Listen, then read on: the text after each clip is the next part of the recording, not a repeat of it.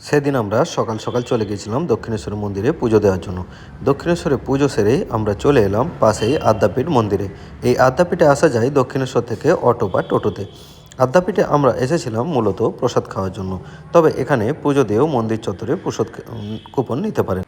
এই আদ্যাপীঠ মন্দিরে প্রসাদ কুপন দেওয়া শুরু হয় সকাল 8টা থেকে বেলা 12টা পর্যন্ত এবং প্রসাদ খাওয়া শুরু হয় বেলা 11টা 45 থেকে। এখানে প্রসাদ কুপনের মূল্য 80 টাকা। বাচ্চাদের জন্য রয়েছে হাফ কুপনেরও ব্যবস্থা। প্রসাদে রয়েছে অনেক কিছু আয়োজন। প্রথমে দেয়া হয়েছিল একটা বেগুনি বা কুমড়ি, তারপরে এলো বাসন্তী পোলাও, তারপরে এলো একে একে ভাত, ডাল, সবজি, আবার পরে এলো খিচুড়ি এবং আরও একটা সবজি, তারপরে দেয়া হলো চাটনি এবং পায়েস। আপনারা কে কে এই আদ্যাপীঠের প্রসাদ খেয়েছেন আমাকে কমেন্টে জানাতে পারেন।